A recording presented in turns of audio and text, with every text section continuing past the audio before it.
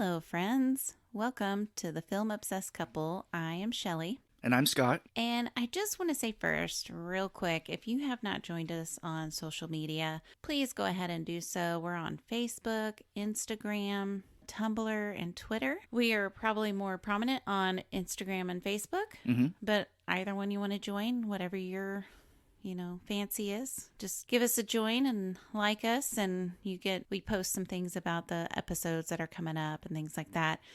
And also you can email us at thefilmobsessedcouple@gmail.com, and pretty much anything. We're an open book here. You can email us about yourself. You can email us recommendations. You can tell us how you like us or you don't like us, feedback, whatever you'd like to do. Yes, please let us know and we'll talk with you and get to know you. And we'll, at the end of the episode, when we reveal our next episode, we'll kind of let you know what that will get you if you do reach out to us or have a little conversation with us. Yeah. So today we are going to talk about Assassin's Creed. Yes. Which is based on a video game. Many, many, many video games.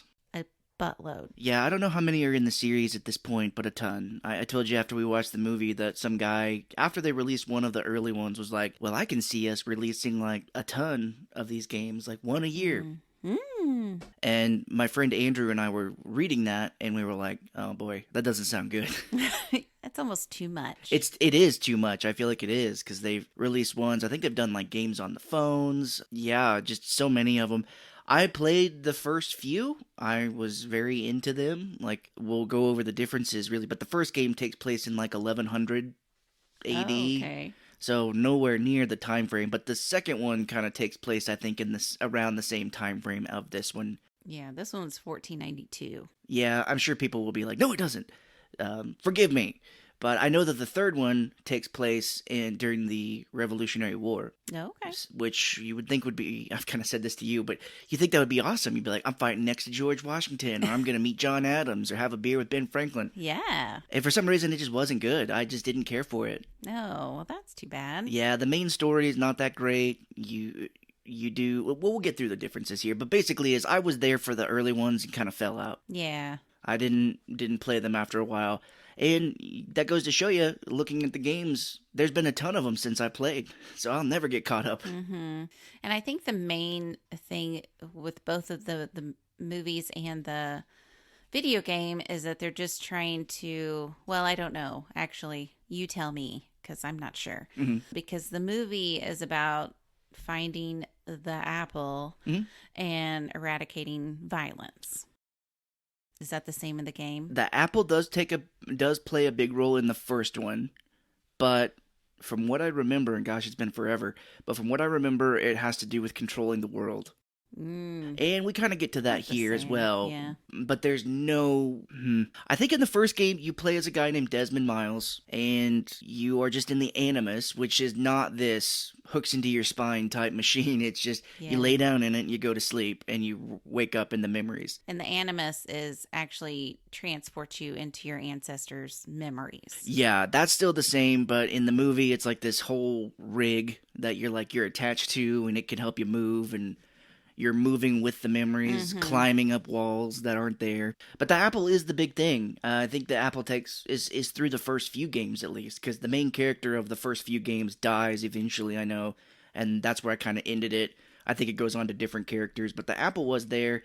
I don't know if there was any notions about ending violence. I think, if I remember right, the first game, they were just saying, like, we need the memories of your ancestors to help us. I don't know anything about like ending violence. Yeah, and every time when I think of the apple, I just think of Adam and Eve, and it's just like, don't eat the apple. That's funny that you say that, because gosh, that brought something back. I want to say that the apple had something to do with Adam and Eve in the games. It was linked to it or something, which is why they called it the apple. But it's something to do with like an ancient alien race left it, but like it can control people. Like the villain used it to control like a ton of people at the end of the first game, I think. You have to fight through it, but yeah, that brought something back there. Yeah. Adam and Eve, I think, is mentioned. Yeah, because it's not like an actual apple. It's just a round ball that opens up and emits like a green light, at least in the movie. Yeah, that's similar. That's the same, but This whole controlling violence thing, I was rolling my eyes really hard. Yeah. Well, do you want to go through some of the characters? Sure. We have Michael Fassbender,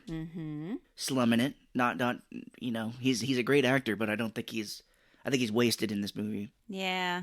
I thought all the acting was decent. Yeah. It was just the, I guess, script. Yeah. The way it went about. And then we have Marion Cotillard. Oh, hey. I don't know. She's French, I believe, but I don't know how to. She plays the lady who's like helping him in the Animus. Dr. Sophia Reichen. Cool. That lady is kind of crazy. I think she's has some crazy conspiracy theories about like 9/11. Oh, in real life? Yeah. Oh, wow. I'm like, I don't remember that in the movie. Yeah, no. She's like, this is the Animus, and by the way, 9/11 didn't happen. I'm like, whoa. Oh, God. We have Jeremy Irons as the head of Abstergo, the company. Dr. Alan Riken. Yep. Great actor. Great actor. I love Jeremy Irons. He has a habit now of picking terrible movies. He was in Batman vs. Superman. He was in Justice League. Yeah, and now this. He's kind of being Robert De Niro, where he did a lot of great work when he was younger, and now kind of doing some crappy work as he's older. Yeah, Not as bad. Robert De Niro was like tanked his career basically with taking terrible movies, in my opinion. Well, I guess paycheck's paycheck. Yeah, I guess so. And then we have Michael K. Williams as one of the other assassins in the group. I'm saying Mosa? Hey, you know what? Sure. I don't know.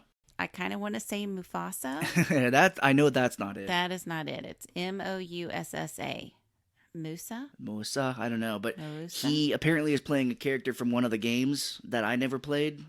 Assassin's Creed, or a character that you kill in one of the games. I don't know. Okay. That's pretty much it. The other people I can list off the top of my head, I don't really know or have not seen them enough to know their names. There's a guy who plays the villain when they go back in time into Spain. There's a guy who plays like the heavy, like the muscle of the Pope. I told you he looked like Javier Bardem. Oh, the leader guy. Not the Pope, whatever that guy was, but his like he's wearing black armor. Yeah. I was referring to him in my notes as Javier Bardem. No. Dumb joke. But I was like, man, he looks like Javier Bardem, but not. Okay. And then, there's the other guy who is the villain back in Spain in 1492. He's like the Pope. We thought he was the Pope. I called him the Pope. Yeah, but we don't think he is, so I was referring to him in my notes as the Nope. The Nope Pope. But that's it. Everybody else, I'm sure there's tons of people that have been in before. Another actor of note that I at least know of is Michael Fassbender's dad in the movie is played by Brendan Gleeson, who's been in a ton of things. Okay, yeah, I have him listed, but then I forgot who he played. His father, I didn't catch his name. In the beginning of the movie, it starts as a flashback to when Michael Fassbender was young, like a kid. Mm-hmm. And the guy who plays his young dad is the real-life son of Brendan Gleeson. Oh, wow. Breen, I think is how you say it. They're I think Irish, but it's Brian, spelled like Brian, but I think you pronounce it as Breen. Okay, well that's neat. Yeah. Brendan Gleeson is wasted in this movie. He's only in it for a couple minutes. Right on. So I was doing some research on this, and I came across My Teen Guide, and there's got to be good stuff in My Teen Guide, right? I'm far from a teenager, but they had some different trivia, which is pretty much what everybody else had on their websites. But they also said that there are lines in the movie that make you feel like a badass. Okay. And I'm like, well, I like feeling like a badass. I mean, do you feel like feeling like a badass? Sure. Sometimes? Why not? So we're going to try to feel like badasses right now. And I have these lines printed out on a piece of paper for us. Okay. Yeah, we're going to do a little reading. We're going to do some reading, and I just want to warn you up front, we are not actors. Sure. We are not here trying to act. We're just saying words. But Scott's going to be playing Cal. Michael Fassbender. Yep. I'm going to be playing Sophia Reichen. So I'm going to be a doctor. Yeah, Marion Cotillard. And then also there's a part that Alan says that I'm going to be playing, which Alan, that's the Jeremy Irons. Jeremy Irons. Oh, I can do that line. I have a pretty good Jeremy Irons. Okay, well then I'll do Cal on that one. Oh, okay. Okay, so here we go. Where am I?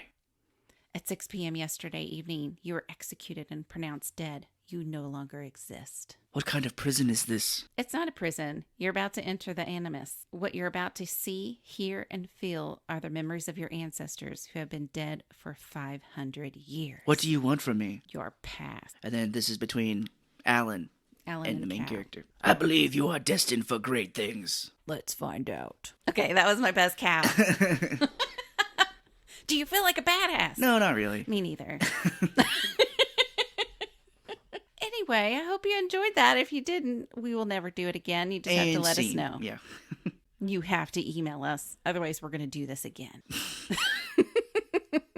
So we started, and I said we started as in like a Nightmare on Elm Street, where they're forging the blade, the assassin's blade. Because Nightmare on Elm Street starts with Freddy making his glove. So we start seeing the blade getting made and stuff like that. It does open up like Star Wars, though. With the scroll? Mm-hmm.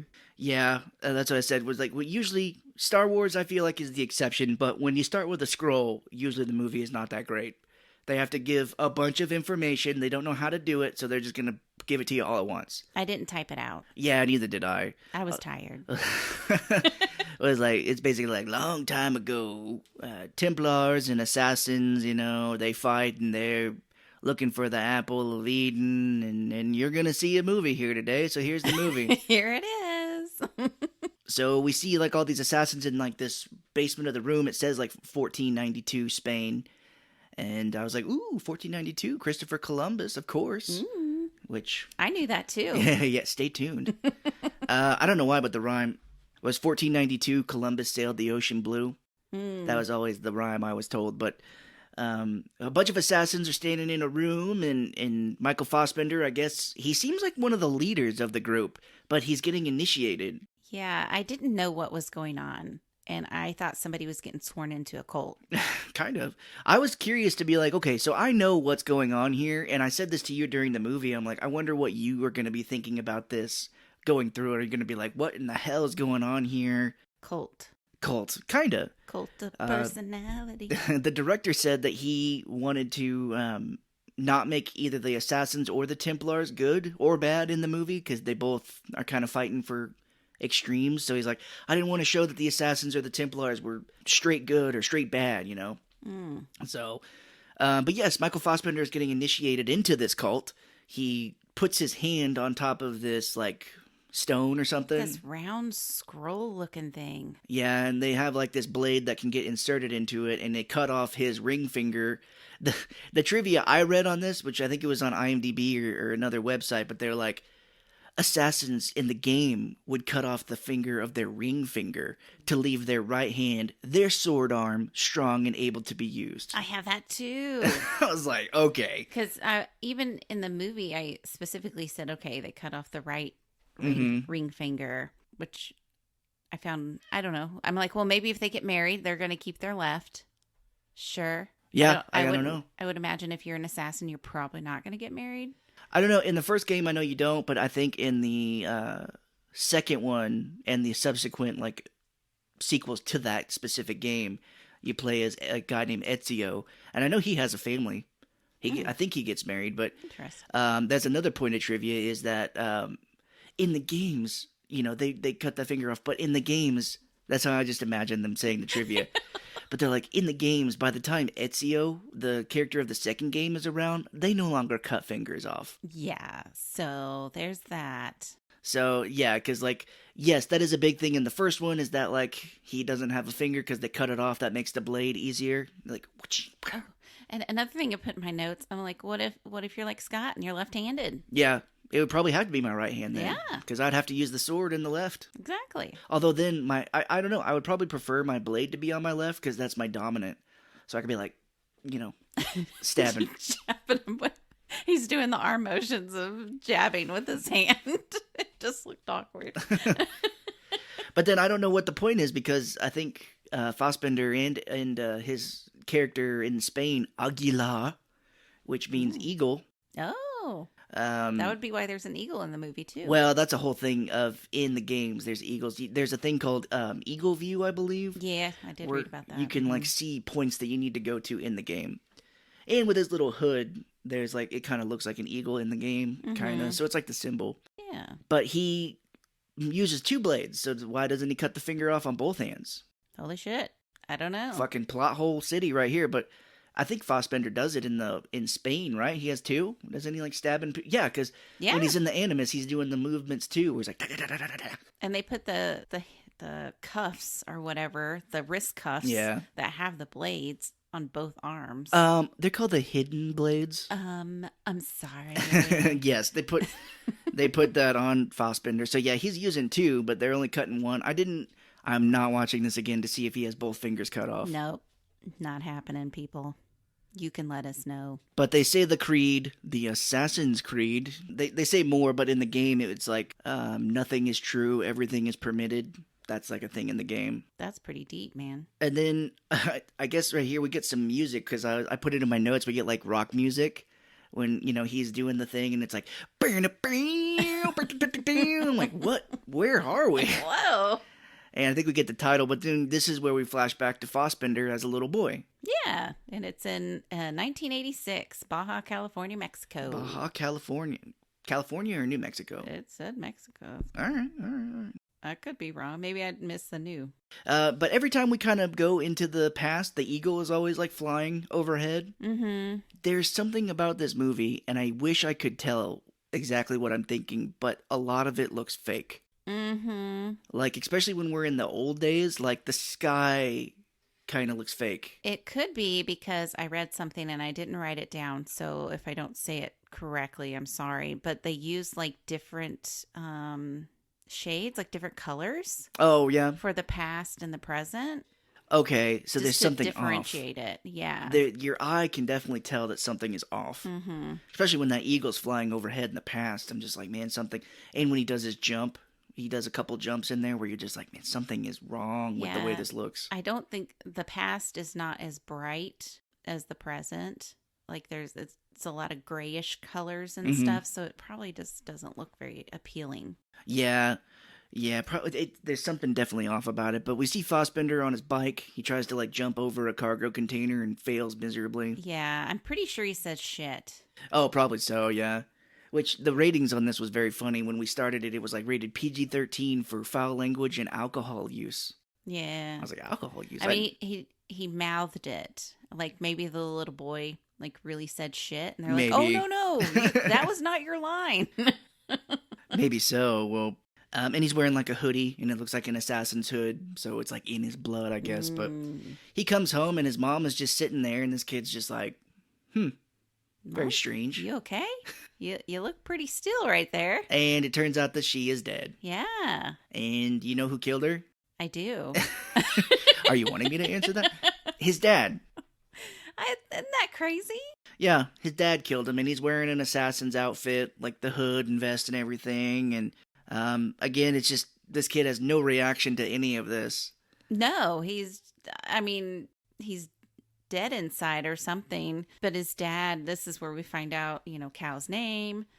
And he's like, the blood is not your own. And then that they found us and to live in the shadows. Yeah, he's just like, the Templars found us, live in the shadows, and run. So young Fassbender takes off and runs, and like 45 black SUVs pull up to this house. Yeah, I'm like, oh, is this like FBI or something? It's the X-Files. I don't know. Yeah, X-Files. Love that. He's like, I don't know, Scully. I think that this is a elite group of assassins that kill over time. Mulder. Mulder. I can't even remember the things that she said, but I used to watch that all the time. That's pretty much, no offense to, Scully fans out there, but that's just, I don't know, Mulder. I don't think that that's true. I think there's a reasonable explanation for this. Maybe this man thinks that he's crazy. Maybe. Man thinks that he's crazy. I think I'm crazy. I'm not sure. So we're 30 years later now, and we're in the Department of Justice, I thought is what it said. Oh. Department of Corrections, maybe. I just put prison. Department of Erections.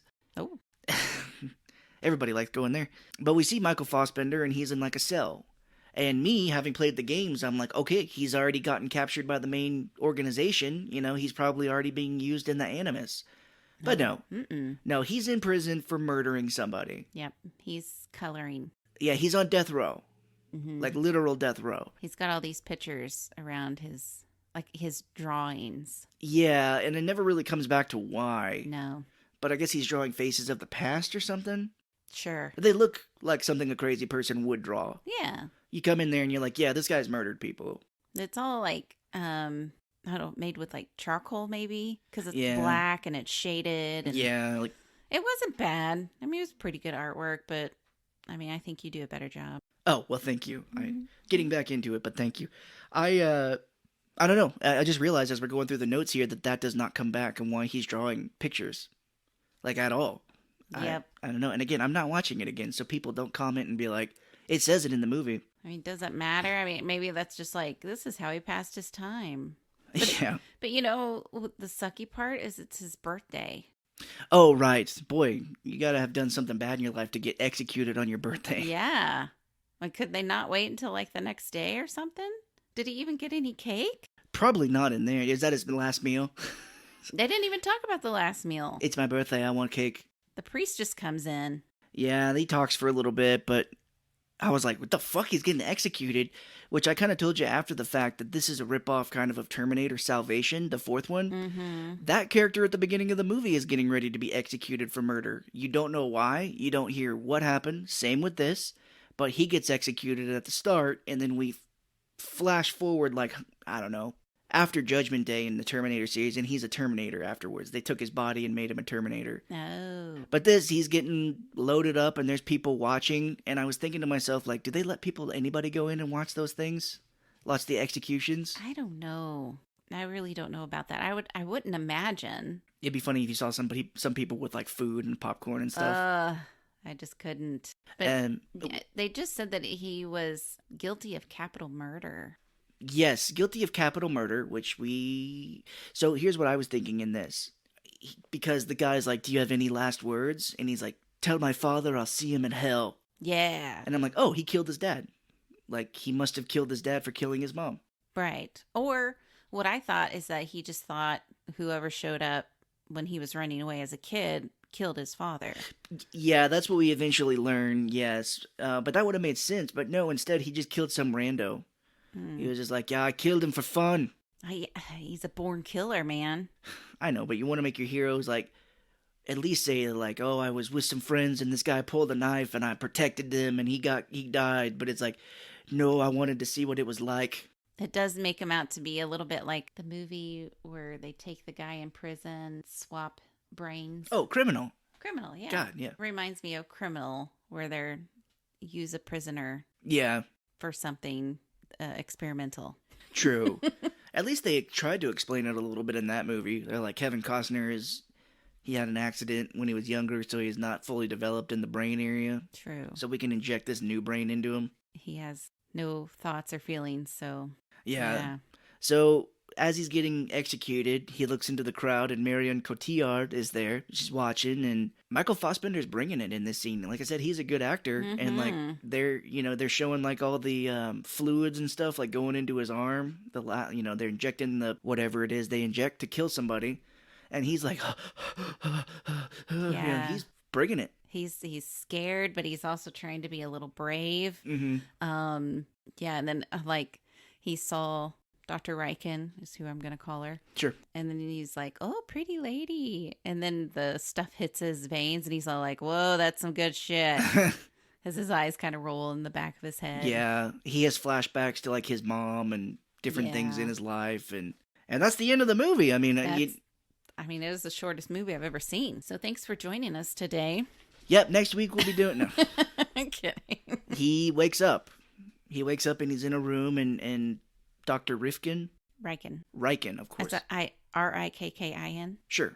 Marion Cotillard, whoever. You know what, you guys, who you listening, you call her whatever you want. Yeah, that lady. She's sitting next to him, and he's like, shit, am I dead? Yeah, right. I mean, this is kind of like, am I in heaven or hell right now? Am I going to see my dad? Yeah, no, she's like, this is perfect. Everyone now thinks that you are dead. And she's like, I need you to help us. She's like, you help us, I'll help you. Mm-hmm. And he's all like, I'm still feeling a little woozy here. Yeah, he like tries to run away and he can't like use his legs, so he's crawling. And there's like some security guards with Marion Cotillard, and they're like gonna grab him. She's like, no, I want to watch this. This is hilarious. Yeah. He's like, she's like, look how funny this is. Oh, goodness. Yeah. And I thought some of the shots were neat. Yeah. Watching him stumble around and stuff like that. I thought that was kind of neat. Yeah. Some, I mean, you get lucky occasionally with the shot in this movie, you know? You can't just make 100% shit. You got to be lucky a couple of times. But he runs into an atrium and he sees all these other people there. Like, what's that? I called it the Field of Enlightenment. Is that what they called it? No. Oh. Well, what did they call it? We just finished Moon Knight last night. What did they call like heaven in that? The Field of Leaves or something? I can't remember. Yeah, me either. I just was like a little garden and it was just very zen. So I'm just like, oh, it's the Field of Enlightenment. And that's where we find Michael K. Williams, which that guy, I hate it. I hate seeing him now because he died not too long ago. Oh, really? Fucking fentanyl overdose, man. Oh, shit. Yeah, it's terrible. Like, when you hear stuff like that, you know, like Prince, Tom Petty, I think, as well, you're just like, God damn, not only did they get taken too early, but they died from, you know, you didn't know that they had this disease. No. But, yeah, I absolutely loved him. He was hilarious in Community as well. No. He played one of the teachers. Where I think he's kind of playing Omar, the character from The Wire as well, but a different kind. But I love that speech he gives where he's like, I've been in prison. I just got out. He's like, let me ask you something. What's the deal with Legos? He's like, they used to be so simple when I was a kid. Now they got like Legos of all kinds. It's funny. He's a very funny guy. I mean, really, have you seen Lego Master? I mean, I know you have. I have, yes. Yeah, because we watch it. But yeah, there's so many different Legos. You can make anything. Yeah, you can do whatever you want, and those people on there make some pretty crazy things. Shit, it's amazing. Watch season 3 coming this fall. I don't know. We're not getting paid. Too bad. No, it's just a show that we enjoy. He looks out on in the atrium. I guess there's no windows here because he like stands on the edge. Yeah. Like, why are there no windows in this building? I guess like Michael K. Williams. I think he talks to him or something a little bit, but. He realizes it says that he's in like Madrid. This building is in Madrid, and there's like Abstergo is the name. But Michael K. Williams tells him to jump. Oh, he's like, go ahead, do it. And so Cal is like, no. Yeah, it's like fucking Gene Simmons. Not too long ago, Gene Simmons gave an interview where he's like, "Oh, I'm the guy that if I see someone standing on a rooftop wanting to jump, I'll be like, go ahead, do it, jump, pussy." Oh man. Fuck Gene Simmons. That's not right. It was an oddly shaped building too, I thought. And it was next to a stadium. Like you could see like where you could see out, and it was like a stadium, like a baseball stadium or football or something like that. I was like, well, that's weird. Dude, like where my parents lived, when there was a game, you could kind of hear the fireworks and stuff going off. So that'd be funny if he's in the Animus, you know, like fighting and stuff, and you hear like the like, oh, they must have scored over there. It's like, are we getting attacked? No, the football team's up 1. It's a fireworks. So here we go. We get the backstory. He gets shot, I think, with like a dart. And we get the backstory of she's like, we are trying to eradicate violence. Yes. And I'm like, what? Hey, okay. You do you, but you're hurting people, so it's not cool. Yeah, I think we see Jeremy Irons like in the background in one shot or something, because in my notes I just wrote like, oh, Jeremy Irons, why? No. But I think when they shoot him with a dart, he's like standing back there. He's like, did you get him? Yeah, and Dr. Riken was not happy, but then one of the security guards is like, your father wants him. So he's wanting him to get in the Animus because he's impatient. Yeah, Jeremy Irons, we kind of get that explained a little bit, but yes, he is wanting to get the show on the road, so they take him to the Animus, they slap the blades on each wrist, which I don't know why, they don't explain why he needs that. Right? In the game, he was able to relive the memories because he was a descendant of the character, which you'd think that would be enough. Yeah, and then they have like this robot arm kind of latched around his waist. Which, speaking of Moon Knight, they give him these fucking blades. It'd be funny if, like, when he gets out of the Animus, he wakes up and there's just, like, a ton of dead bodies on the ground. He's like, oh, shit. Did I do that? Whoops. Steven, was that you? Yeah, they get, like, an epidural or something like that to him. These, like, this thing, like, latches onto the back of his neck and, like, these needles go into his spine. Like a controls your nervous system. I I'm guess. guessing. None of this is explained and none of this is in the game, but basically what it does is that, like, for some odd reason, he moves, the Animus moves him. Mm-hmm. I don't know. Well, there's like projectors around the room that will project what is happening back in the time. Oh, yeah. Yeah, that's kind of neat. One thing I did read about this, it's in the game, one person said you sat in a big comfy chair, but I thought you said there was a bed. The first one it was, you like laid down and this thing kind of went over you a little bit. But yeah, there might have been others, but I thought it was kind of Yeah, so it's more like a bed. more like a bed. A bed. I'm sure it changes over the games, but yeah, very uncomfortable bed. Yeah. But the reason that they're saying why they changed it so much in the movie is so it can be more interactive to the actor instead of them just laying down. Even though, if they lay down, then they're boom in the ancestor and they're active that way. Yeah. But that was their reasoning. This flashing back and forth stuff I don't think worked. Like where you see his ancestor, Aguilar, like doing it, and then it flashes to him doing it as well. I don't like that. I think if they went with more true to the game, and this is coming from somebody who didn't really care for him, if they were more true to the game, I feel like it would have been more interesting. Like, don't flash back to Michael Fassbender. You've got Michael Fassbender playing the character from the 1492. Like, we don't need to see the character now doing all the moves, too. Like, in the game, Desmond Miles, they say synchronization in the movie, but through synchronizing with his past self, he kind of learns the memories of how to be an assassin, so he can do all this shit. Right. We don't need to see him, like, doing it in real life, and that's how he knows how to do it. Yeah, I don't know. I don't have an opinion on that, except it was just weird. Yeah, I think the movie was like, well, no one's going to believe that he just knows how to be an amazing assassin in the real world now, unless we show him, like, doing the moves. I mean, he did kill somebody. He's already, but yeah, in the game, him spending so much time in the Animus and synchronizing with the memory, because you were like, what did they say? Like, synchronizing, it's a thing in the game. Yeah. Like, he's what? Because he's like, he's desynchronizing. He's what? No. But you get things like to synchronize. You can find things on the map that like help you synchronize with the memory. Just meaning that he's in the memory more. He's like in it to win it. Yeah, pretty much. He's becoming part of the memory. Sure, yeah. So those things, they have the bleeding effect where it's like when he gets out, he can do this shit. Right. So they didn't. Yeah, I'll keep. I've been going off for this for like 80 minutes here, but they didn't need to show him doing all this shit in the Animus. That is the summary of what you just heard. And scene. You did great. Oh, thank you. But yeah, the machine, I don't get it. Like, there's this black hole that opens up in the thing, and the machine, like, drops him into it, and then we're just automatically back in 1492. I guess it's just to show us as audiences that he transported. I don't know. I guess, yeah. And then, do you know how they show that we're back in 1492? The eagle. An eagle's flying over a big battle.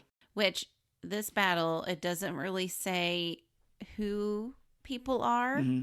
So there's people dressed in red, and I call them the red team. Red versus blue. Yeah. Yeah, the people that are not dressed in the cool assassin's uniforms are the bad guys.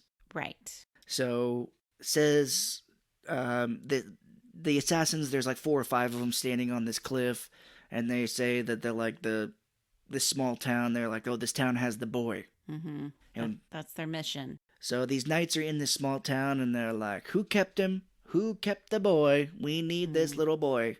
And a man stands up, and he's like, I did it. I kept the little boy. I kept him safe. And they were like, all right, hang his family in front of him. Yeah, he's pretty much just taking the fall for everybody. Yeah. To protect the little boy, which we find out to be is a prince. Yeah, he's the son of the ruler of the Sultan. No, They say Sultan, yeah. Cool. Which, did you know? No. In the second game, the main character at the beginning sees his family hanged in front of him. Oh.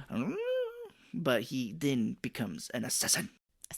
I always think there's that episode of King of the Hill where they hire a new guy at the office, is voiced by Ben Stiller, but he always keeps like grabbing people's butts, like as a game. Where like, gotcha! And people are afraid to even get up, but he like grabs somebody's butt and he's like, I'm the #1 assassin. He said that at the beginning of the movie. And I'm like, assassin, that's funny. Yeah, well, I stole that from King of the Hill. It just makes me think of that. But that guy eventually gets fired for sexual harassment. But I always think of that like, we are assassins. I like that better than assassin. So we get some information here that while the son was kidnapped, the Sultan of the city would have to surrender the city. And then it would be under Templar rule then at that point. Mm-hmm. And I think they know he has the apple too. So, yes. So they're going after the apple as well, the red team. Yeah, that's right. Because if the Templars rule the city, they will have access to this apple. Mm-hmm. So the assassins show up to this little area here, and they start taking dudes out. Fassbender kills a guy. And he reenacts it in the Animus as well. Right, because we flash back and the Templars, Javier Bardem, like gets in a carriage and takes the prince. He's like in a little cage on this carriage, and so he takes him and runs off. And Fassbender, there's a lady that's like his second in command. I don't really know her name. I just called her Lady Assassin. Lady Assassin, yes. That makes sense to me. She goes off and chases after him, and then Fassbender gets on a horse and chases after them as well. Mm-hmm. There's some very, well, I was going to say amazing, but tepid, I suppose. Some lukewarm action.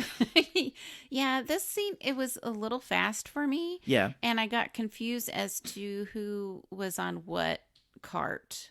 Yeah, because whatever it's called. I thought Fassbender was on the main cart there, but then he jumps from it to the other one, and that other cart gets destroyed. Right. So I was like, oh, I thought that was the one with the prince in it. Yeah, and I thought the leader had pushed the lady assassin off and took the boy, but she was still with the boy, and he was in a different one. Yeah, it got confusing. I thought the lady at the beginning took off with the cart with the boy. I thought she took off to keep him safe, but it was the lead bad guy. Yeah.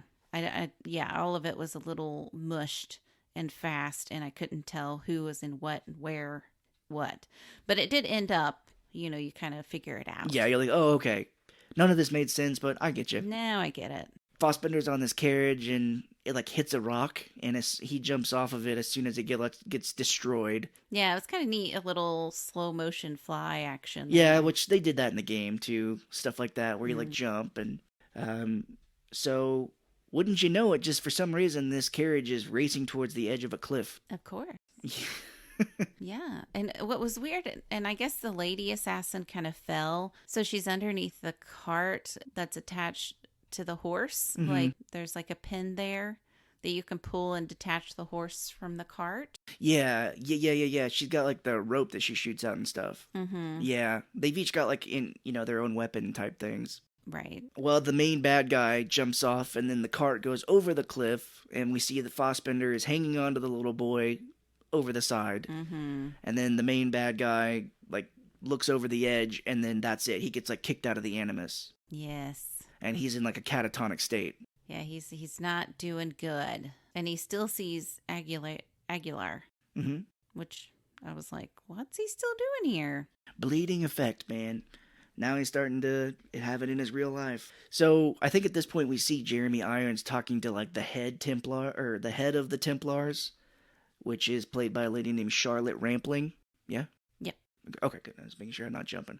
But she's wanting an update. She's like, when is this going to be done? We want that apple. We really need it. And he's like, oh, we're working on the Animus now. We just put him in there, blah. And she's like, we're going to get rid of your department. She's like, we think that spending $3 billion a year for this is a little much. It's a little bit. I was like, $3 billion?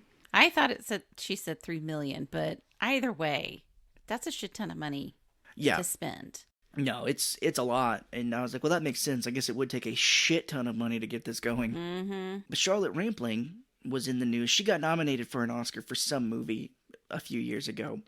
And she said something to the effect of like, well, the Oscars at the time were coming under fire for not nominating enough black people. They were like, why is it always white people?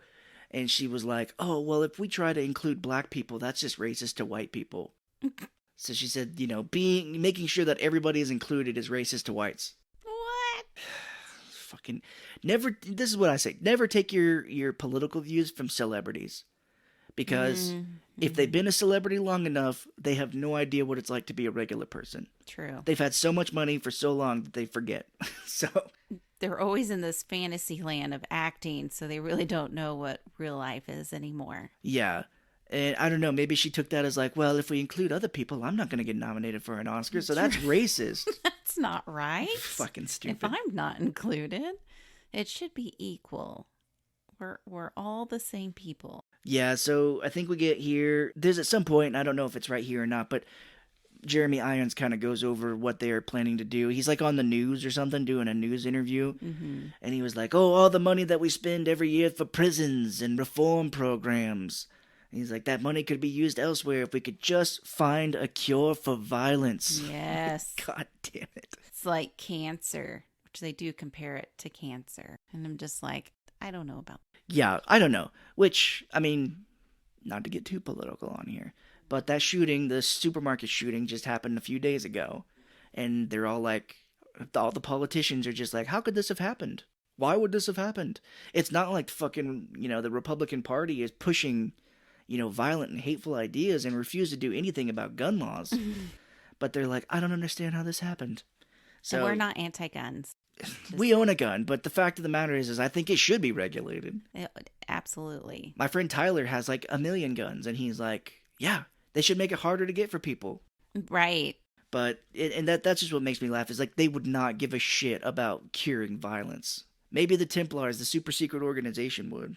Right. Yeah, the super secret organization, but not the government. Yeah. So I'm like, are the good guys the Templars? Because they're actually, well, we find out later that's not what they're wanting to do, but I'm like, they're stopping violence. And he says something, like on his little news report, it's funny, Jeremy Irons says like, in 1970 we found a cure for blah, blah, blah. In 1980s we found a cure for blah. In 2016 we find a cure for violence. Yeah. Yeah, I think he says that to his daughter and says about how smarter she is than he is. Yeah. How much brighter she is. There's a line that Jeremy Irons says to the elders or something where he's like, we've tried politics and we've tried religion to get these people under control and it just doesn't work. And I'm like, yeah, I know with religion you try to get those people under control, but like we tried religion to get people under control, but it just made them dumber. Oh no. So yeah, and so this is where he's like telling his daughter at some point, he's like, we have to push. She's like, but if we push him, this could really hurt him. And he's like, I don't give a shit. Yeah. He's like, we're about to get pulled. They're going to pull the plug on us. Yeah. They pulled my funding. The elders are like, oh, we're going to pull this shit. And he's like, we traced the apple back to we found a guy who used to be one of his protectors. Like his bloodline was one of the protectors. So yeah, we see Michael Fassbender in his prison cell room. I guess I don't know if it's a cell. It's a nice room looking thing, I guess. But it's got glass in front of it and he's locked in there. So I would call it a cell. Yeah. Well, he sees Aguilar, like in his room kind of doing things. And yeah, this is where he talks to like Marion Cotillard or something. But she's like, oh, it's called the bleeding effect. Yeah. And that she can show him how to control it. And then he starts holding her by the throat, demanding what's going on. And she explains everything. And then she's like, what's up with all your aggression, man? He's like, I'm just an aggressive person. Yeah, you want to talk about badass lines. He's like, don't mess with me. I am an aggressive person.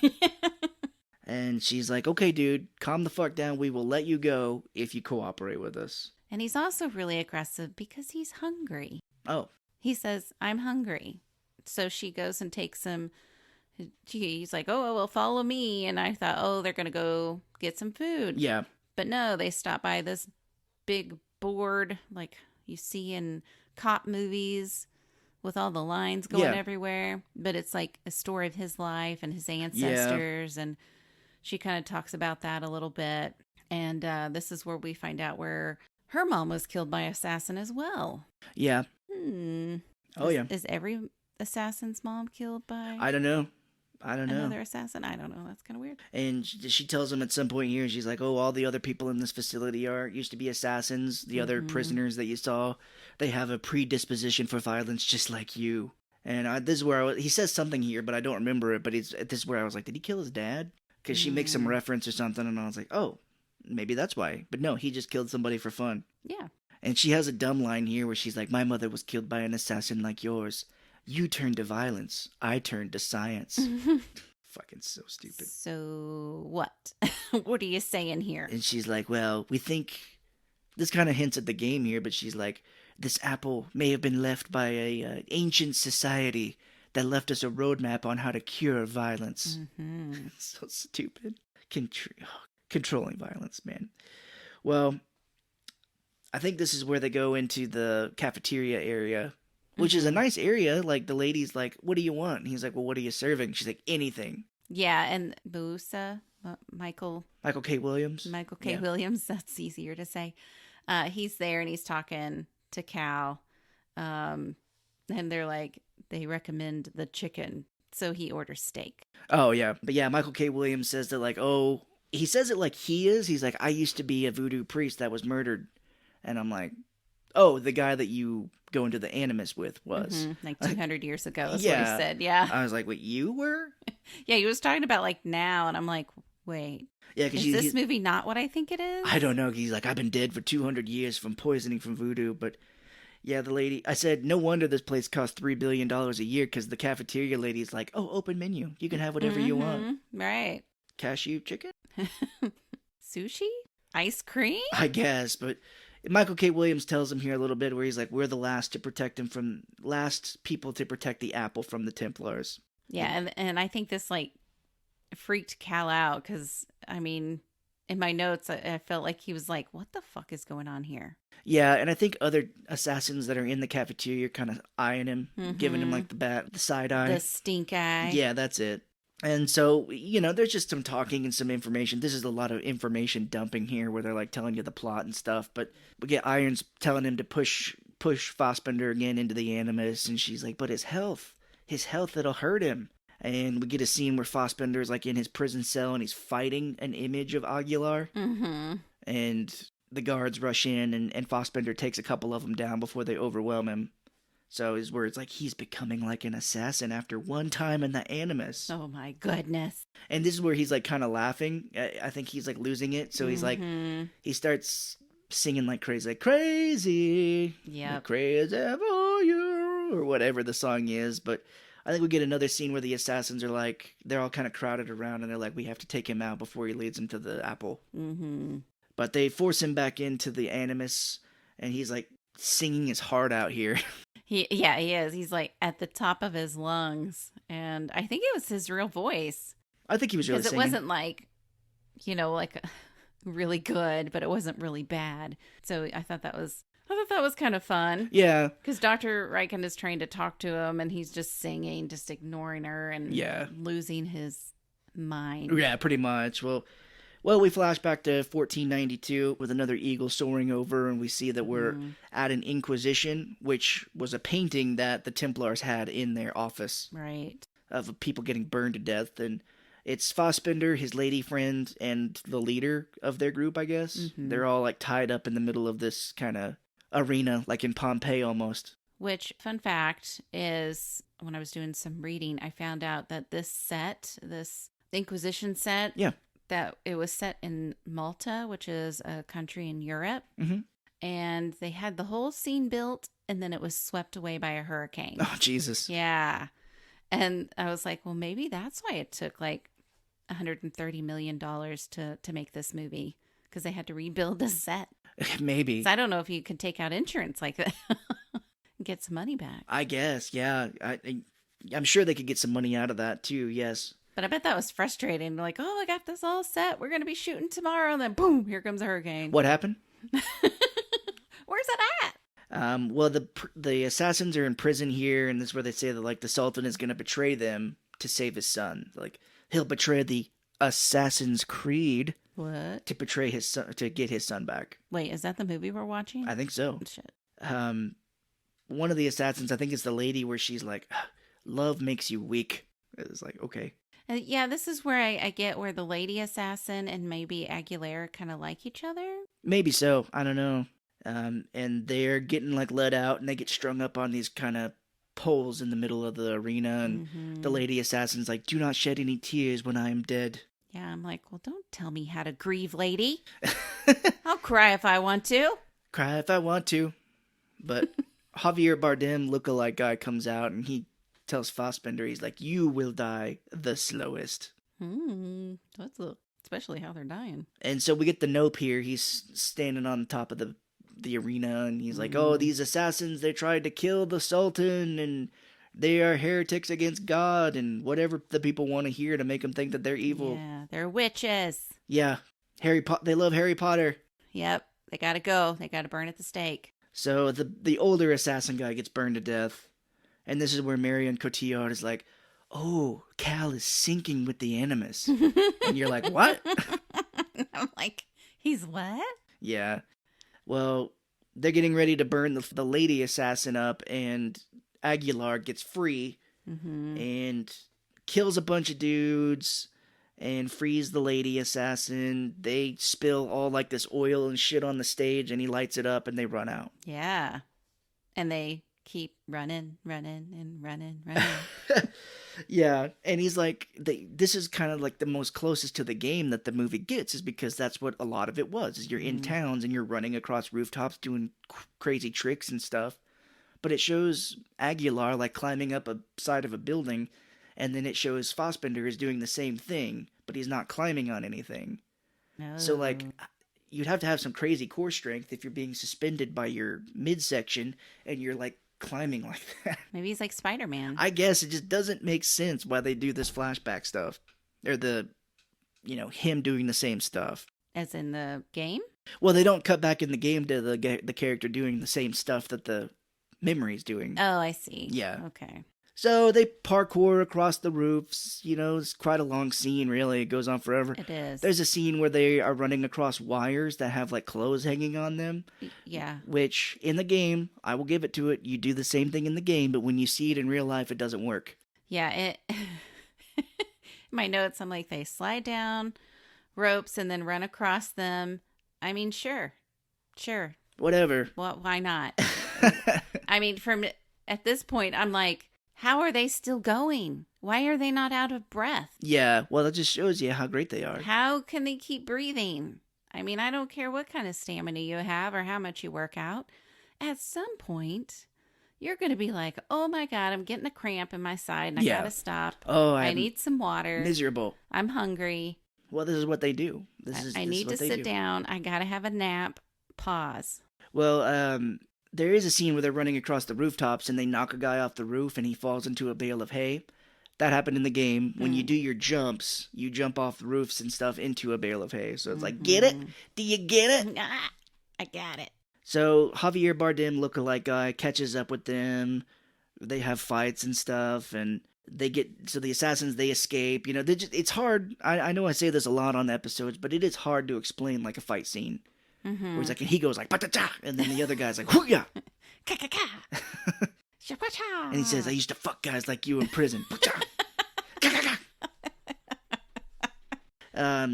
So they get up to like this very tall, platform, and they jump off, and that's when Fassbender, gets kicked out of the Animus again, and he's having like a full blown seizure. Yeah, when they were up at the top of the scaffold, I believe this is a scene that was mentioned in Gamers Decide, which I'll link it. And this was the highest freefall stunt done in the last 35 years of this movie. And it was 125 feet that Aguilar's stuntman fell onto an inflatable pad. Yeah, and you don't even really get to see it. No, it doesn't even fall all the way. No, it cuts. Plus, it looks like shit because everything's CGI around him, it looks like. So this movie just looks ugly. I mean, this was such a big thing, like, that happened. Because, I mean, nobody's fallen this far before. Yeah. And they could have done this huge thing, and it just kind of fell flat. Right. Yeah, it doesn't make sense. And it's just really sad. Yeah, it's like if you're going to be performing a really crazy stunt, show it. Show the whole thing. Yeah. Be like, look how badass this was. But yeah, they cut like right when he jumps. And are you sure, is it not the one where he jumps later? Where he falls in the water? I don't know. It may be. It is some jump. They show that one quite a bit more. Maybe. I just remembered this one, and that's why I put, like, I believe this was it, but I'm not sure. It could be. It is one of the jump shots. Cool. Well, Fassbender's in bad shape after this Animus run through. He's, like, in a You said back to tank like Boba Fett. Yeah. I said he looked like Wolverine because they dump him underwater. Well, he's got all these tubes and stuff in him. Like, what are we doing here? I don't know. He's like, hey, you can get in my back to tank anytime you want. And they don't even explain it. No, they don't say like what they're doing to him. But Boba Fett, he's like, well, I have to flash back to my memories as a Tusken Raider. Is this something they did for seizures or something? I don't know. I think you're just supposed to be like, well, this seems like science magic. Yeah. Science magic it is. Science magic. Wakaka. Yeah. Well, he says he can't feel his legs, and he's like, I think I'm going to die in this place, aren't I? And she's like, we can bring peace to the world. Yes. Ending violence. but yeah, that'd be funny if she's like, I'm going to die here, aren't I? Yes, you are. But we can bring peace to the world. But look what we can do with your death. You're already dead anyway. I mean, come on. Yeah. Well, he shows him he's in a wheelchair because he can't walk now, I guess. And she gives him a funny looking wheelchair. Very strange. Futuristic. It's got like one pusher. I don't know what to call it. You know, I used to have two like if you're two pushing, handles. Yeah. If you're pushing a wheelchair, if somebody's sitting in it, you have two handles. But this one just had one. It's weird. Very weird. Yeah. Well, I guess we find out it's not supposed to be permanent because he's up and walking again just in the next scene. All of a sudden. Like he's just boom. My spine healed itself. It's that science magic. Science magic. She gives him his necklace, the necklace of his mother. Yeah. She's like, oh, we have this here. This is yours. You should take it. She's like, oh, your mother could still be alive if we solved violence. Yeah, she said her dad took it from the scene. And then Cal's like, what the fuck was your dad doing there? Yeah, why was he there? Well, what's going on with that? And she's like, anyway, so we're just trying to find a cure for violence. So, yeah, that's cool. She says something in effect again here. She's like, the assassins and the Templars have been warring for centuries. Mm-hmm. But then we cut, and yes, Fassbender is just in his room standing. So I'm like, well, I guess it wore off. I guess it's not paralyzed anymore. He's back in his room practicing kung fu. Yeah, kung fu again. He just watched The Matrix. He's like, I know kung fu. Well, he's doing like the assassin's moves in his room, where he's like doing all of it, like doing the moves. And this guard is like talking to Jeremy Irons. This guard seems like he's on his side a little bit. Fassbender's. Right. Yeah, I talk about this guard too. Well, at the end of the movie, yeah, it seems like he might be on his side, but he's telling Jeremy Irons, he's like, we're feeding the beast. He's like, we're training him to be worse. Yeah, and he tells this to Alan, the Jeremy Irons. Yeah. Usually I'll put their character name and their real name, but I totally forgot to do that. Oh, so sure. I'm sorry, I'm saying a different name. No. Well, Jeremy Irons goes in and talks to Fassbender here now. He says he'll make a deal with him. He was like, we need the apple, and we need you to get it. You do that for us. We can give you whatever you want. I'll let you go. We see a quick scene here of Michael K. Williams talking to Marion Cotillard, I think, where he was like, well, look, if you guys don't need us anymore, can we go free? And she's like, I don't know. We'll have to see. Yeah. No. That's the short answer. That's a great question. We'll talk about that here in at your next parole hearing. Yeah, next time. Not right now. Well, he does have a quick scene. He's in that same room where it showed Fassbender like all the stuff that they had on him, and they have like weapons and shit and cages and stuff there. Right. But like Michael K. Williams looks at like a cage of, they look like Fabergé eggs almost. Yeah. And he's like, and it cuts. I thought it was that. I was like, I guess that has a meaning, but maybe we'll find out later, which we do, but I didn't put two and two together. It's so quick you don't even notice it until the end. Yeah. Well, Irons brings Fassbender up into this room, and he's like, oh, you have to go into the animus of your own free will. These are all the people that didn't. Yeah, and it's just like a room full of beds. Yeah, all these people have like their eyes are like white. Mm-hmm. They're just kind of walking around. They all have cataracts. Irons gives Fassbender like an assassin's blade. Yeah. And he's like, this was the blade your father used to kill your mother. Like, okay, what's happening right now? I guess, but he shows him, like, he leaves him in there in the room. Everybody leaves except one. And Fassbender walks up, and it's his dad. It's Brendan Gleeson. Mm-hmm. And I guess they had captured him at that point and used him in the Animus, because he's got the white eyes and everything. Right. Yeah. And Jeremy Irons, it's funny, he's sitting in, like, the control room with his daughter, Marion Cotillard, like, watching this. Mm-hmm. And she's like, what are you doing? He's like, I had to negotiate. And she's like, you manipulate. Yeah. Like, whatever. Yeah, that was pretty crazy. I mean, like, what are they wanting him to do? What's killing his father going to do anything? Kind of get him on their side, I guess, I suppose, where he's like, oh, they're helping me. They help me kill the man I hate the most or something. But there's a line in here where they say they have to get the apple to the elders of the Templars in like 2 days. Oh, Like, damn. 2 days? Holy shit, that's a Jeez. crazy timeline. They got a lot of work to do. Yeah. And Brendan Gleeson says some things here where he's like, oh, your mother died so the Creed could live. Right, yeah. And I kind of felt like he killed her because he didn't want her to go into the Animus. Yes. Yeah, I think so. I think they were going to imprison her or maybe torture her and put her in there, yeah. He has a line where he's like, talking to Fassbender, he's like, I should have killed you too. I was like, oh. Damn. And he's like, son, please do not go back into the Animus. He's like, it controls the code for free will and people. And they will use it to destroy everybody, the assassins and people. Yeah, like everybody. And Fassbender, he has the blade, but he retracts it back in. And he was like, I'm going to help them find the apple, and I'm going to fucking kill the assassins. Yeah. Yeah, so now, like, Cal is all business. And he's all just like, let's get it. Yeah, his hate for his dad is kind of like, oh, my dad likes this, fuck it, I'm going to destroy it. Mm-hmm. So at this point, we don't really understand why this happens, but Fassbender is led into a room with all the other assassins. And the guard who's, like, watching him runs away. Which, is it the same guard? The guy we thought maybe on his side?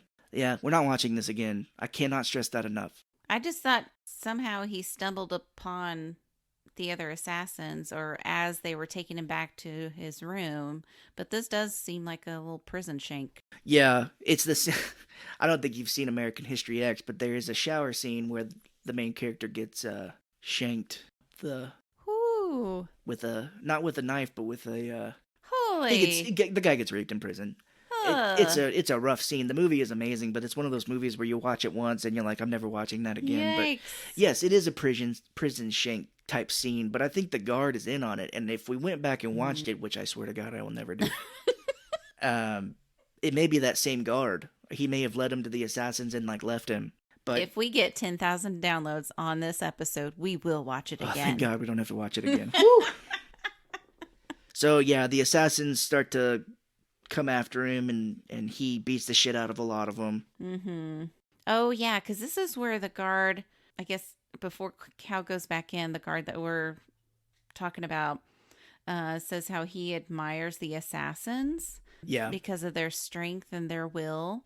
Yeah. But he doesn't admire Cal. Right. That may be the same guard because, yes, after Fassbender takes out all these assassins, he's like, take me to the Animus. And he starts walking in. He takes his shirt off for some reason. I don't know why. Yeah, just so we can see it. See how fucking chiseled he is. See his but yeah.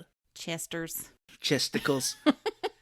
But yes, the guard is like, this is from the game as well, but is like, assassins comes from the ancient word Hassassin, or whatever.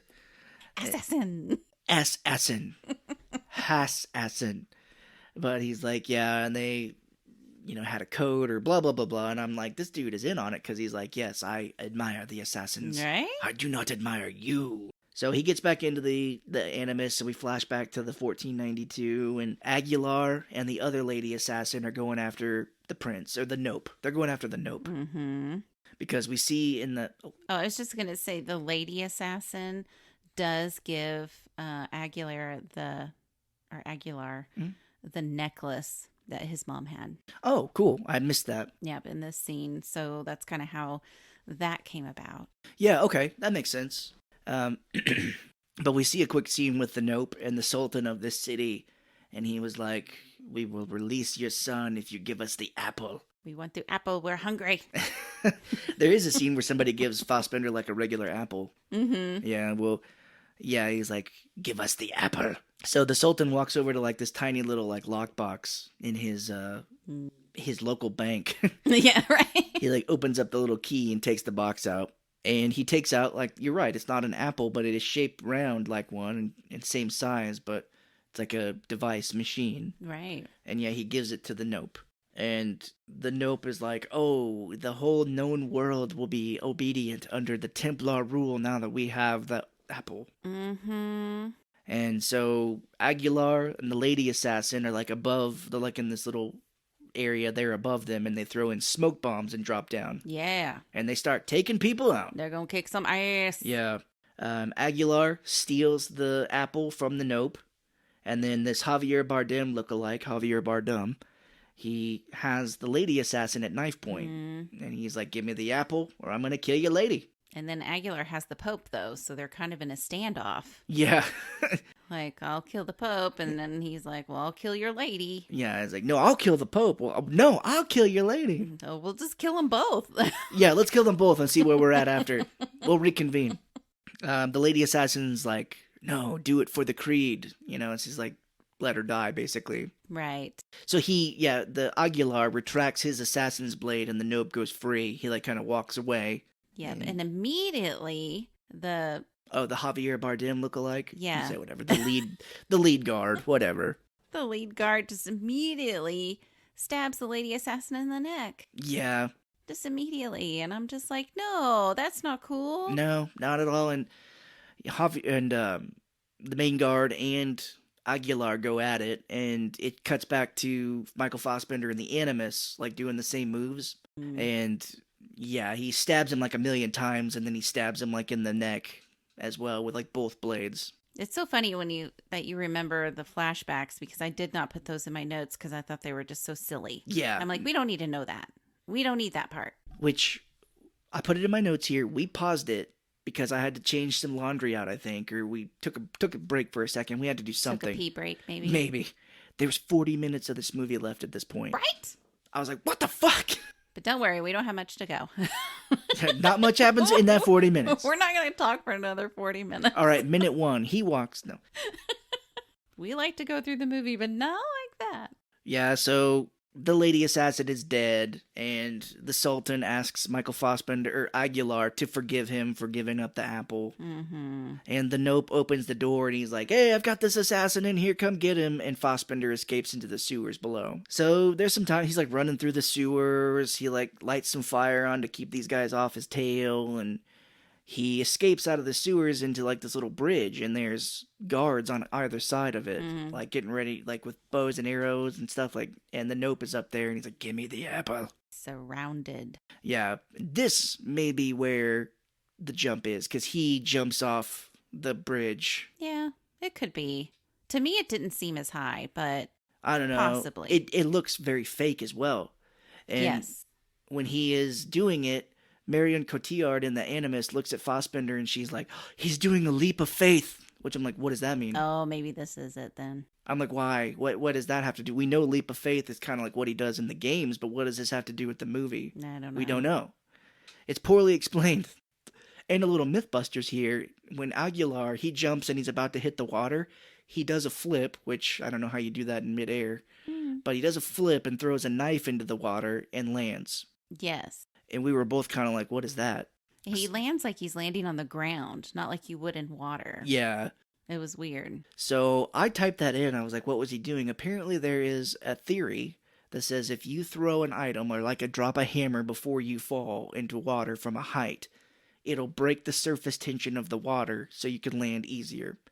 Because, you know, if you fall into water from a height, you'll hit it like concrete. Okay, yeah. So this must have been the 125 feet. I'm sorry, guys. I completely screwed It doesn't matter. Like, it could be either one. We don't know. But yeah, it looked, if this was the one, it looked fake as fuck. Yes, absolutely. So it doesn't even look real with all the CGI in it. But there is a quick little clip online of Mythbusters.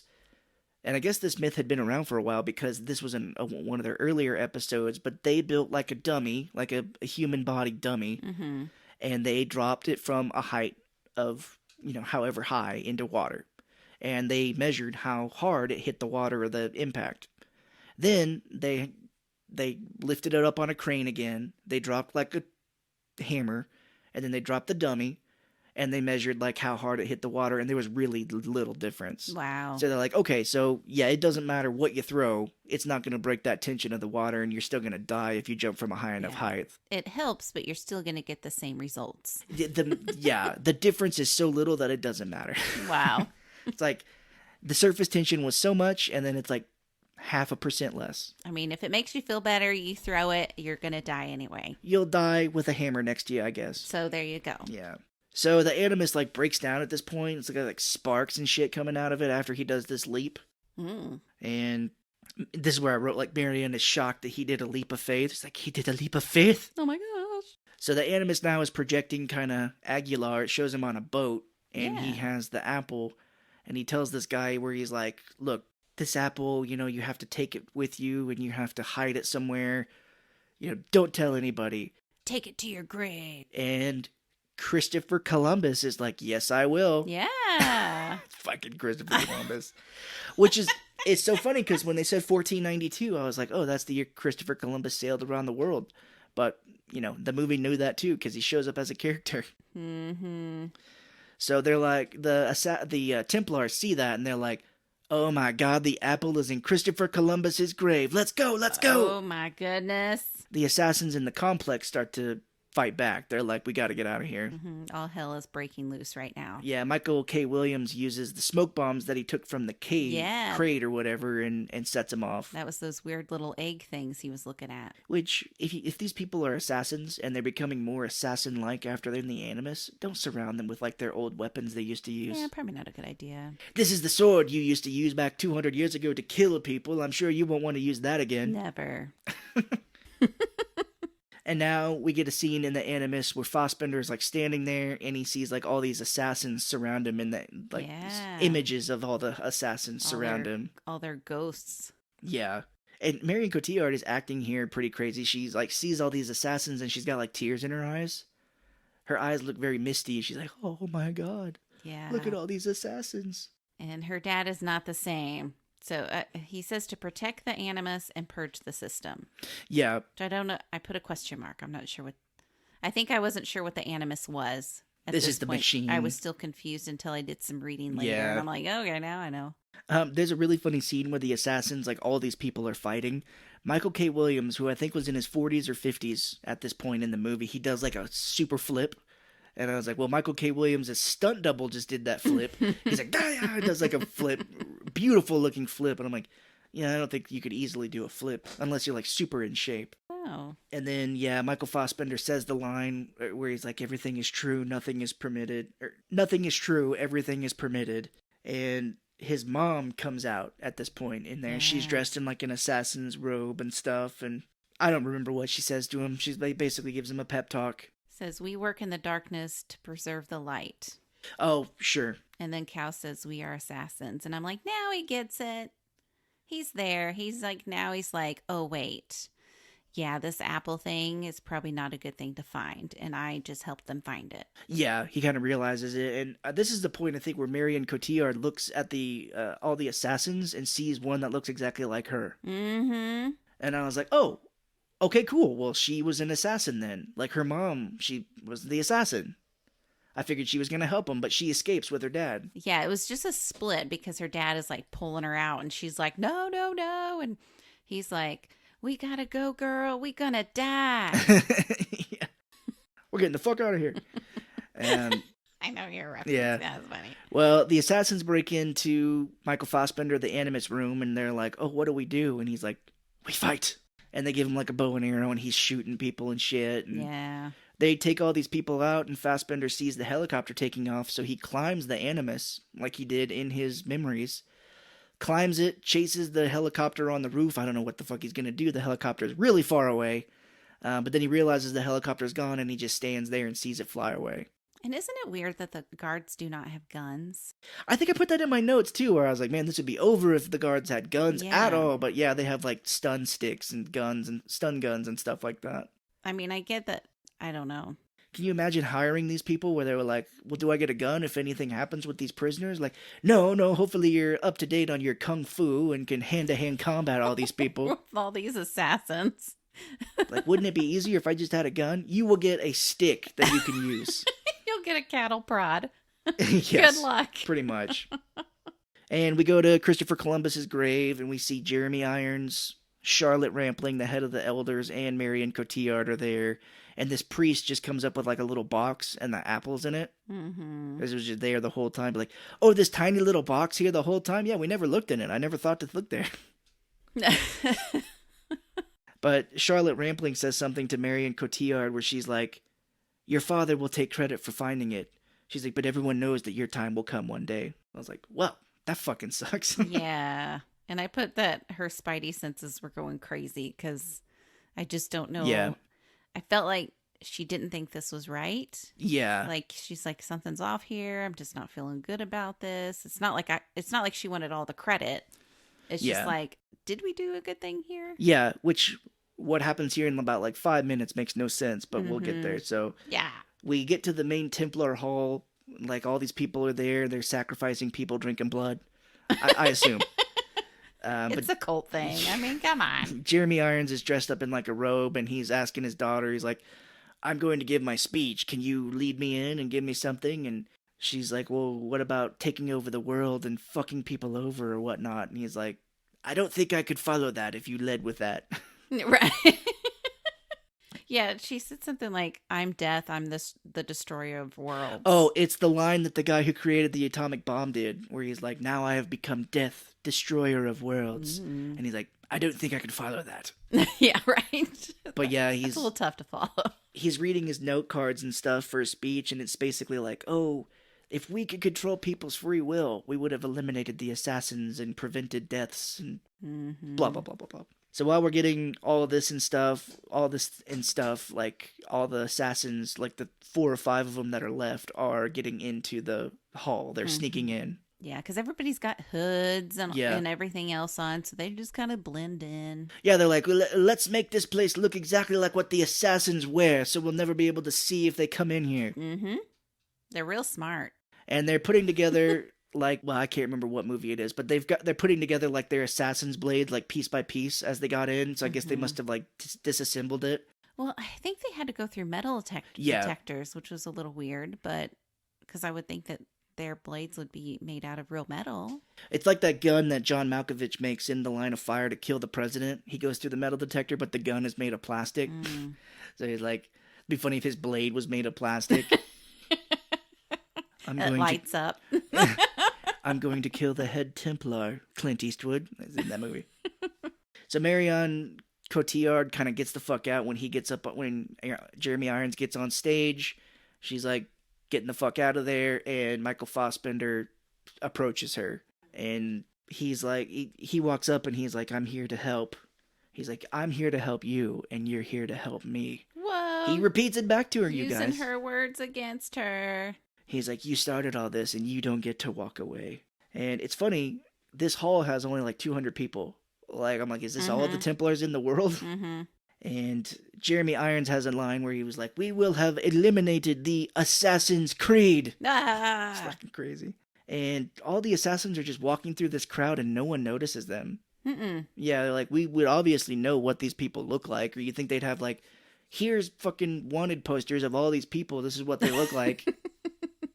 Yeah, people are just too excited to see the apple because he has it there and he shows it off. Yeah, he's like this, and it's like projecting light and shit, like shooting light into the air, like the apple in the game kind of did. Yeah, it's a green light, so it must be a green apple, I guess. Well, Fassbender comes up just behind him and cuts his neck. Yeah, cuts his throat. Which, the way that this looked like his lapel for this robe is like really high up on his neck.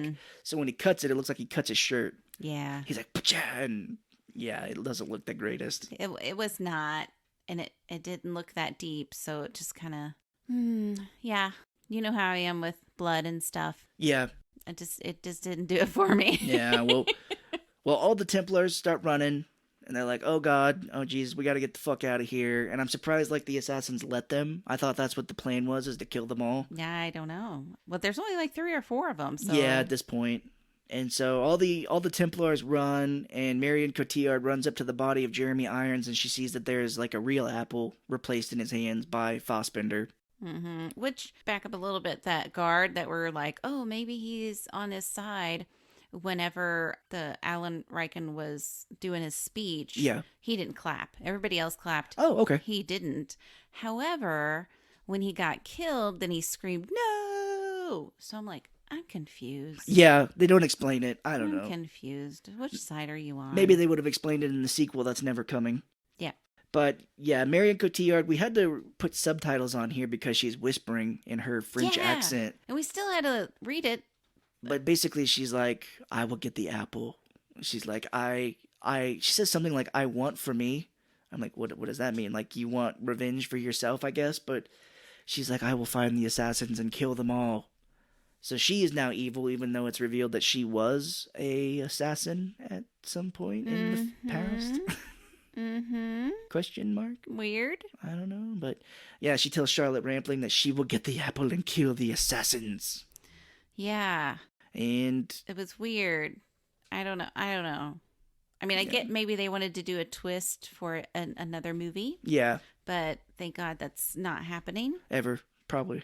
So, yeah, we cut from the Templars' hall to, like, go over a few rooftops, and a ways away, we see, like, the 3 remaining assassins standing on a roof. Mm-hmm. We see Michael Fassbender's face. He starts to jump off the roof, and that is it. That's it. Cuts to credits.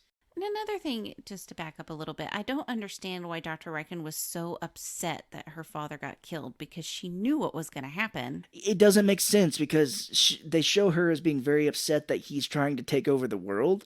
And then when her dad's dead, she's like, I will continue his work. Yeah. I don't get it. I didn't like that at all. Because I'm like, okay, this lady, she's smart. She's her spidey senses. She's going to figure this out. Yeah. And then no.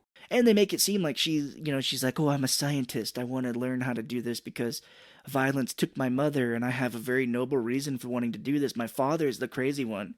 But then she's like, my father is dead. I'm crazy now. I guess they have to have a villain. And I guess, but they're like, oh shit, who's going to be the villain now? Charlotte Rampling. Oh, we're just going to put her in there. Okay. They could have had the elders be the villain. Yeah, that one old lady. Charlotte Rampling, yeah.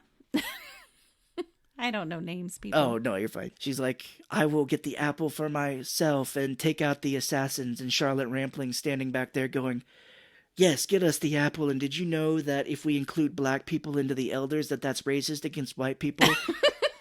Fucking idiot. I didn't even notice if there were a mix or not. Oh, I didn't know that. I was just making fun of what she said on the Oscars. Yeah, I know. Well, geez. So, I didn't care for this movie at all. Man, it's just like one of those movies I thought that could have been better. And there were actually things that I read that there was a lot more fight scenes. Yeah, they cut like 30 minutes out. Yeah, but they cut a lot out. And I mean, they had to have trained forever and just cut it all out. Well, that happens in movies all the time, though. Oh, and this film was originally supposed to be 2 hours and 20 minutes. Jesus. Can you imagine? No. I mean, I guess it's good that they cut out some of those fight scenes. Otherwise, it would have been really long. Yeah. I mean, like, people said the Batman was too long and boring, but I was with it the whole way. Like, this movie, when we paused it and saw 40 minutes, I could not believe it. Yeah. It felt like we'd already been there for 2 hours. It did feel long. And then just confusing. I mean, I think if they make something based off of something else, they should also make it for people that haven't seen or don't know about the video game. That's what I was wondering, because I'm like, you have not played the games. How well is this going to play with you? Mm-hmm. Because I could understand a little bit of where it's coming from. Yeah, and it's so sad because they really went out on this. Like, they made all of the Assassin's Creed's costumes by hand. Yep. It took them like 2 to 3 months, and they really wanted to look authentic. Mm-hmm. They put all this time and effort into it, and then boom, it just bombed. Yeah. So it's kind of sad. I mean, it makes me sad to see something that could have been really great just go to shit. Well, it just didn't work. So, but no, I didn't care for it. Yeah, I just thought it was okay. So that is it. That is all for the Assassin's Creed movie. Yeah. And we, like we said up top, please visit us on our social media, rate and review on iTunes, and email us. Mm-hmm. And next week, we're still going to Fantasyland, which fantasy, I've realized looking up movies is subjective. What is a fantasy movie? Right. So next week, we'll be doing a fantasy horror movie with The Craft. Yay! I haven't seen it in forever. So yay! I have not seen this movie in forever, so I'm excited to go back. Me neither. I think we'll have a lot to talk about. I think it'll be a fun movie. Yeah. I think it'll be fun. I'll go ahead and tell you this. My parents didn't want me watching it because it had witchcraft in it. Imagine. Yeah. Their religion pops up every now and again. Yeah. But it doesn't do anything because you don't believe in it. Right. So, anyway. All right. Thanks for listening, guys. Yep, we'll see you next week. Bye-bye.